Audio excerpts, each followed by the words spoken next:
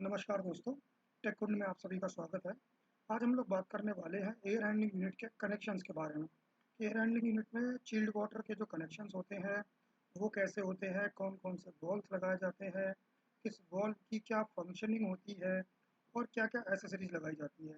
तो चलिए जानते हैं एएचयूज़ के चिल्ड वाटर कनेक्शंस के बारे में। तो ये एक बेसिक एएचयू के चिल्ड वाटर कनेक्शन का एक लेआउट है कि कैसे कौन-कौन सी लाइन्स होती हैं, क्या-क्या वॉल्स ये चीज़ में लगाए जाते हैं।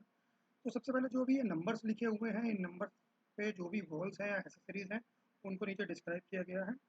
ये जो है, ये अपनी वाटर इनलेट की लाइन है, ये अपनी चिल्ड वाटर आउटलेट की लाइन है। ओके, तो शुरू करते हैं। तो सबसे पहले जो आ रहा है, वो है हमारे पास गेट वॉल्व। तो ये जो वाल्व होता है बेसिकली, ये हमारे चिल्ड वाटर की जो सप्लाई है मशीन में, उसको ऑन या ऑफ करने के लिए होता है, whether in supply line whether और इन रिटर्न लाइन। तो ये जो गेट वाल्व है, ये बेसिकली हमारी सप्लाई को ऑन या ऑफ करने के लिए होता है। तो हम यहाँ पर गेट वाल्व की जगह पे बटरफ्लाई वाल्व भी लगा सकते हैं, हम यहाँ पर बॉल वाल्व भी लगा सकते हैं। वो डिपेंड करता है कि हमारा जो पाइप है उसका डाया कितना है। अप टू 32 mm हम बॉल वाल्व भी लगा सकते हैं। 32 mm के ऊपर हम बटरफ्लाई वॉल्स लगाते हैं generally, but if we want तो हम गेट वॉल्स भी लगाए जा सकते हैं। ओके, इसके बाद में आता है ये, इसको हम लोग बोलते हैं टेम्परेचर गेज, जो कि एक हमारी इनलेट लाइन पर होता है, एक हमारी आउटलेट लाइन पर होता है। अब ये इनलेट और आउटलेट लाइन पर क्यों होता है और इसका होना क्यों ज़रूरी है, वो जानते हैं। कि जो टेम्परेचर हमारा जो वाटर है, चिल्ड वाटर, वो हमारी एएचयू में किस टेम्परेचर पर इन कर रहा है और किस टेम्परेचर पर आउट कर रहा है, ये हमारे लिए इम्पॉर्टेंट है ये कैलकुलेट करने के लिए कि उस एएचयू के अंदर जो हमारा लाइक सप्लाई है वो कितने टन की है।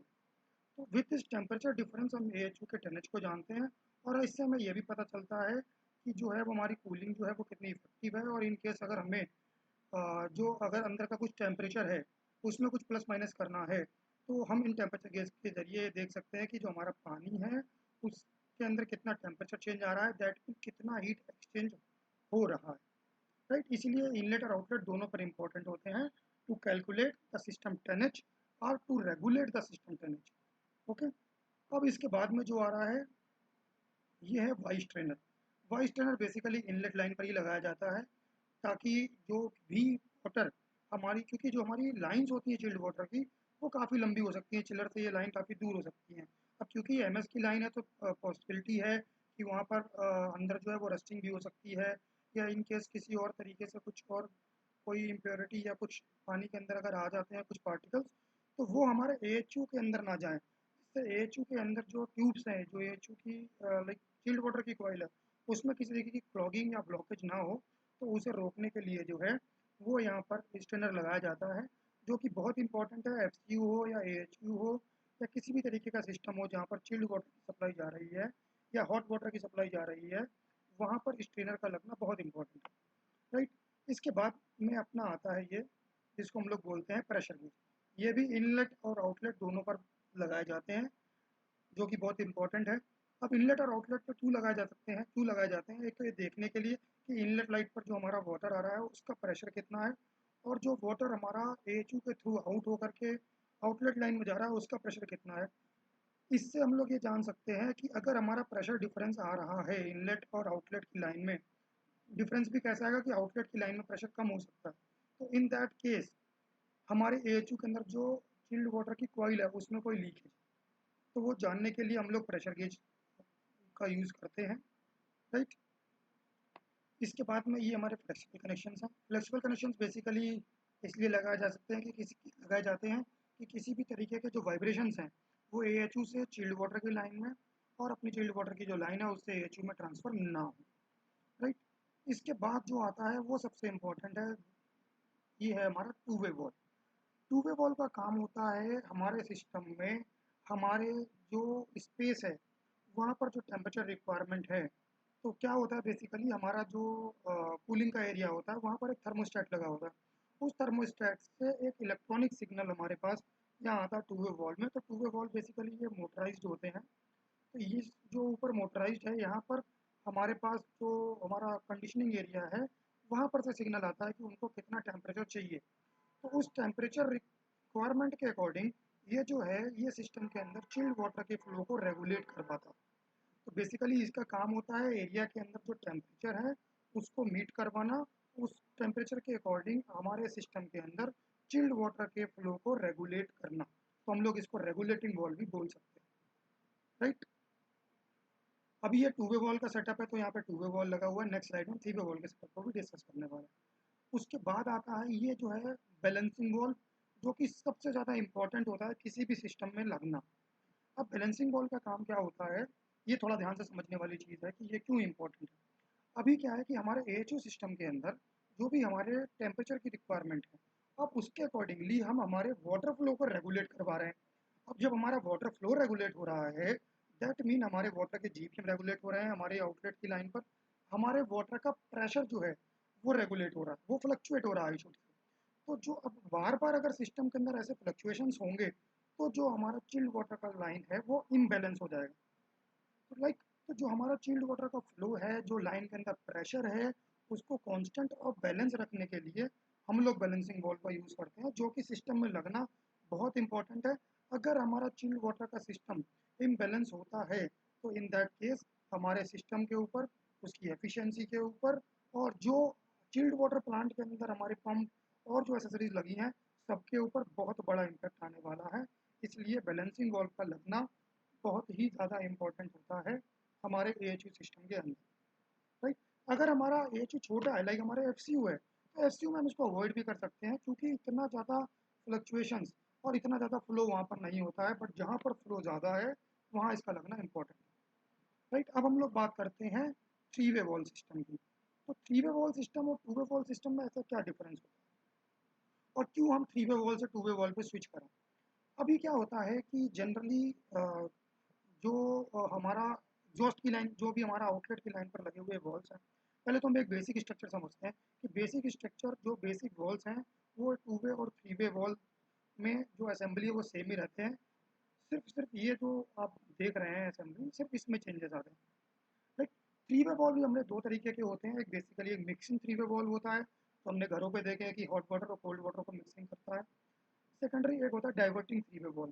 तो जो हम लोग यहाँ पर यूज़ कर रहे हैं वो है diverting three way wall, right. अब क्या होता है कि पहले हम लोग थ्री वे वॉल का यूज़ करा करते थे कि इन केस जब भी हमारे सिस्टम के अंदर हमें वाटर के फ्लो को रेगुलेट करना है, तो या कुछ भी करना है, तो जो हमारा जो आउटलेट की लाइन है, इसके अंदर वाटर के प्रेशर में बहुत फ्लक्चुएशंस ना आए, तो इसलिए हम लोग यहाँ पर थ्री वे वॉल के अंदर एक ये लाइन जोड़ देते थे, बाईपास लाइन, या हम लोग इसको बोले डाइवर्टिंग लाइन।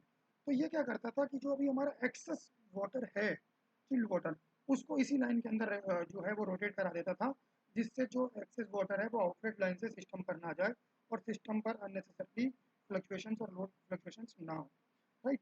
तो अब क्या होने लगा है कि अब हम टू वे वॉल पे क्यों आ गए। तो अब जनरली जहाँ पर टू वे वॉल लगता है, वहाँ पर ये देखा जाता है कि जो हमारे राइजर्स हैं, तो राइजर्स के ऊपर बिल्कुल एंड पॉइंट पर हमें डीपी स्विच लगा दी, that is the differential pressure switch, जो कि डायरेक्टली मॉनिटर करता है हमारे चिल्ड वाटर सिस्टम के अंदर लगे हुए वीएफडी पंपिंग सिस्टम से। तो जैसे ही हमारा लाइक जो भी हमारे वाटर के अंदर कुछ फ्लो में या कुछ प्रेशर में कुछ भी लाइक डिफरेंट वो हैं, फ्लक्चुएशंस हैं, अगर यहाँ पर इंपॉर्टेंस देखें तो हम यहाँ पर बैलेंसिंग वॉल्स को भी अवॉइड कर सकते हैं, क्योंकि वो जो डीपी स्विच है वो हमारे सिस्टम के अंदर जो भी वाटर का फ्लक्चुएशंस और चीज़ें हो रही हैं, तो वो हमारी रिटर्न लाइन से डायरेक्टली कम्युनिकेट कर रहा है हमारे वीएफडी ऑपरेटेड पंप से। इन दैट केस जो है पंप ऑटोमेटिकली हमारे जो वाटर रिक्वायरमेंट है थ्रू आउट द सर्किट, उसको रेगुलेट करवा लेता है, ठीक है। तो हम लोग थ्री वे वॉल की जगह टू वे वॉल लगा सकते हैं,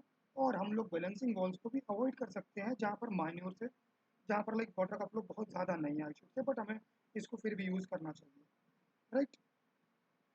अब हम लोग जानते हैं इसको थोड़ा सा एक साइड पर कि किस तरीके से लगाए जाते हैं वॉल्स, कैसे दिखते हैं, क्या होता है।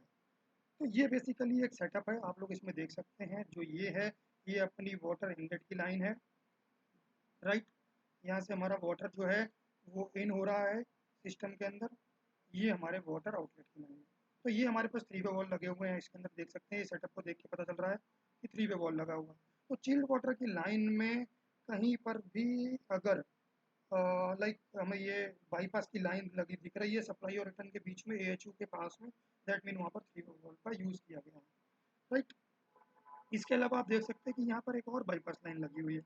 अब ये बाईपास लाइन किस लिए? ये बाईपास लाइन बेसिकली सिस्टम्स के अंदर जो है कई बार मेंटेनेंस पर्पस के लिए भी हम लोग इसको यूज़ करते हैं कि इनकेस अगर AHUs के कुछ मेंटेनेंस होने हैं या कुछ है, तो जो हमारा चिल्ड वाटर का फ्लो है सिस्टम के अंदर, वो बहुत ज़्यादा लाइक जो वाटर का GPM है उसमें फ्लक्चुएशंस ना हो या वेरिएशंस ना हो, तो यहाँ पर से हम लोग जो है इसको भी यूज़ कर सकते हैं, इस बाईपास लाइन को, जिसके थ्रू अपना जो चिल्ड वाटर की इनलेट और आउटलेट की जो पाइपलाइंस हैं उसमें वो फ्लो जो है रेगुलेट होता है।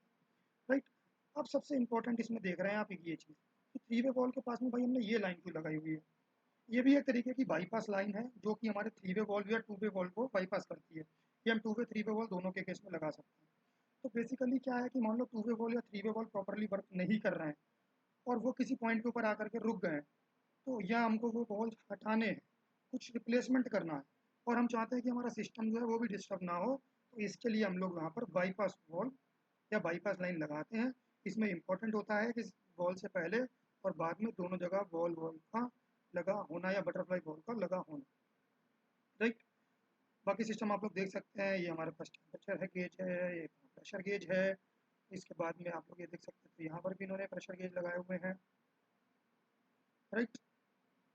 तो ये बेसिकली बेसिक से सिस्टम्स होते हैं चिल्ड वाटर लाइन के। तो मैं उम्मीद करता हूँ कि आपको चिल्ड वाटर लाइन के कनेक्शंस जो हैं वो समझ में आए होंगे कि कैसे चिल्ड वाटर AHUs में चिल्ड वाटर लाइन के कनेक्शंस होते हैं। तो आगे भी और वीडियोस देखने के लिए और जानने के लिए हमारे चैनल को सब्सक्राइब करें, फॉलो करें, लाइक करें और शेयर करें। धन्यवाद।